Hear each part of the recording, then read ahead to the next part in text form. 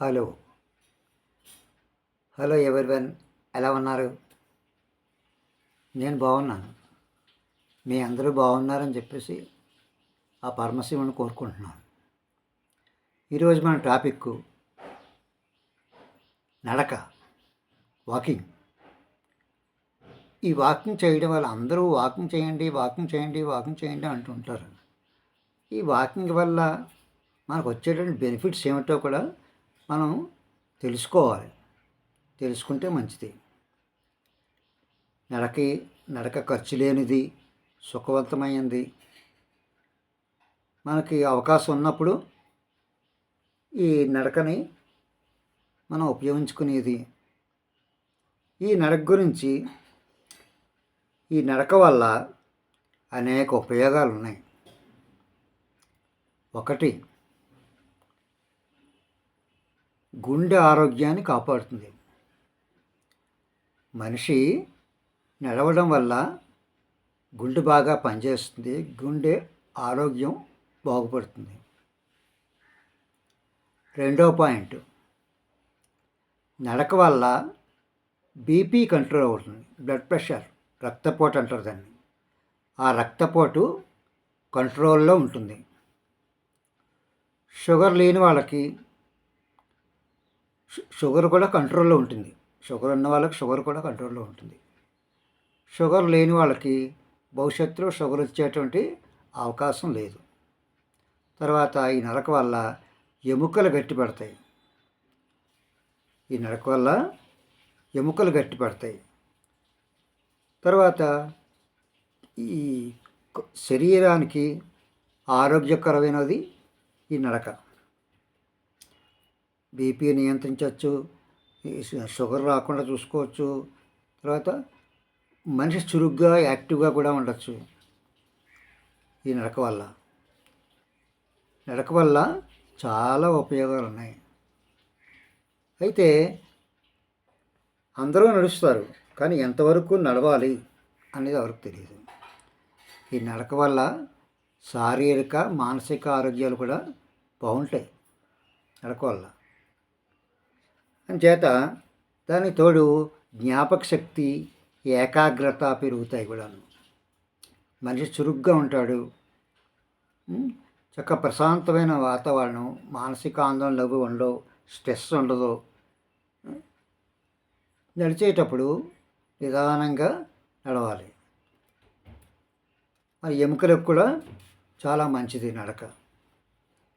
కీళ్ళకి, ఎముకలకి ఇదొక శరీర వ్యాయామం అన్నమాట. అంచేత అందరూ కూడా నడవాలి.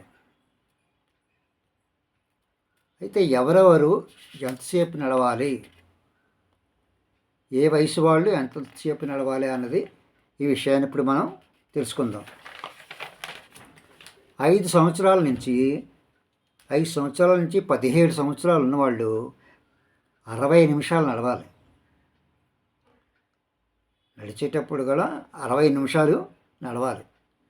5 సంవత్సరాల నుంచి 17 సంవత్సరాలు ఉన్నవాళ్ళు 60 నిమిషాలు నడవాలి.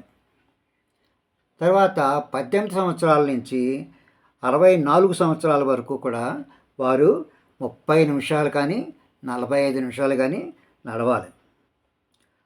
లేకపోతే కనీసం వారానికి 150 నిమిషాలైనా సరే నడవలసి ఉంటుంది. అయితే 65 సంవత్సరాలు పైబడిన వాళ్ళు ఎలా నడవాలి, ఇది చాలా ముఖ్యమైనది. యువకులు నడిచినట్టు, చిన్నపిల్లలు నడిచినట్టు, యువకులు నడిచినట్టు వృద్ధాప్యంలో ఉన్నవాళ్ళు నడవలేరు. 65 సంవత్సరాలు దాటిన వాళ్ళు నడవలేరు. ఎక్కువగా నడవడం వల్ల వాళ్ళకి అనేక శారీరక ప్రాబ్లమ్స్ వస్తూ ఉంటాయి. అందులోనూ శారీరక ప్రాబ్లమ్స్ ఉంటూ ఉంటాయి కూడా 65 సంవత్సరాలు దాటిన వాళ్ళకి. అంచేత వాళ్ళు మాత్రం ఎక్కువసేపు నడవడానికి ప్రయత్నం చేయకూడదు.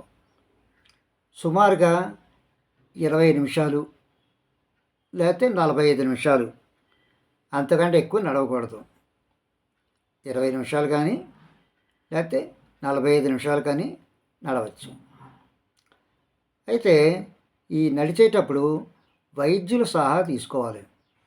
మీ యొక్క మానసిక ఆరోగ్యము, శారీరక ఆరోగ్యం ఎలా ఉందో చూసుకుని దానికి తగ్గట్టుగానే వైద్యుని సంప్రదించి ఎంతసేపు నడిస్తే బాగుంటుంది అని వైద్యుని సంప్రదించి నడక ప్రారంభించడం మంచిది. నడిచేటప్పుడు నిదానంగా నెమ్మదిగా నడవాలి. ఈ 65 సంవత్సరాలు దాటిన వాళ్ళందరూ కూడా కొంచెం నీరసం ఉంటుంది, బలం కూడా తక్కువగా ఉంటుంది, అనేక సమస్యలు, శారీరక మానసిక సమస్యలు కూడా ఉంటాయి. అంచేత 40 నిమిషాలు దాటి నడవడానికి ప్రయత్నం చేయకండి. 20 నిమిషాల నుంచి 40 నిమిషాల దాకా నడవచ్చు. అయితే ఎలా నడవాలి? నెమ్మదిగా నడవాలి. కుర్రాళ్ళు నడిచినట్టు, యువకులు నడిచినట్టు స్పీడ్గా నడవకూడదు, పరిగెట్టకూడదు. నెమ్మదిగా అడుగులో అడిగేసుకుంటూ స్టెప్ బై స్టెప్ నెమ్మదిగా వేసుకుంటూ నడవాలి. అయితే ఈ నడిచేటప్పుడు కూడా ముఖ్యంగా ఉదయం పూట కానీ సాయంకాలం పూట కానీ నడవాలి. ఇలా నడవడం వల్ల మనకి ఎక్కువ ఎండ ప్రభావం పడదు. తర్వాత చల్లటి వాతావరణం ఉంటుంది కనుక నడవడానికి కూడా మనకి చాలా ఇంట్రెస్ట్గా ఉంటుంది. 65 సంవత్సరాలు దాటిన వాళ్ళు ఒక్కసారి నడవలేరు.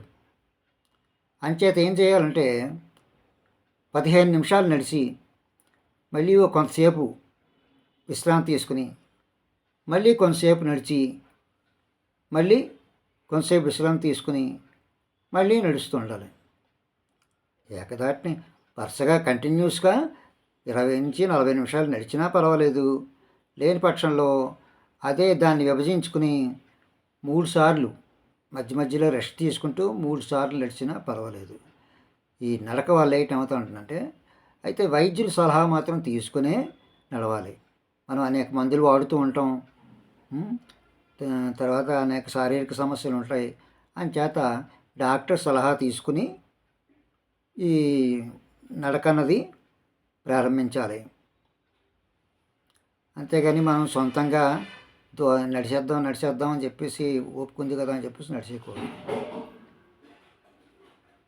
ఈ విధంగా నడక కార్యక్రమాన్ని నిర్వహించాలి. ఈ నడవడం వల్ల శారీరక మానసిక ఆందోళనలన్నీ కూడా శారీరక ఆందోళనలు తగ్గిపోతాయి. శారీరక వ్యాయామం ఉంటుంది కనుక శరీరంలో ఉండేటువంటి అన్ని పార్ట్లు సక్రమంగా పనిచేస్తాయి. తర్వాత ఎముకలు బలంగా ఉంటాయి. అది కాకుండా నడవడం వల్ల మనం సాధ్యమైనంత వరకు ఏం చేయాలి? అందరూ కూడా సరైన షూ వేసుకోవాలి. నడిచేటప్పుడు సరైన షూ, సౌకర్యవంతంగా ఉండేటువంటి షూని వేసుకుని నడవాలి. ఆ విధంగా నడిచినట్లయితే మనకి పాదాలకి ఎటువంటి అసౌకర్యం కలగదు. నడిచేటప్పుడు ఏం చేయాలంటే పరిగెట్టకుండా, 60 సంవత్సరాలు దాటిన వాళ్ళు మాత్రం పరిగెట్టకుండా నెమ్మదిగా చక్కగా నడవాలి.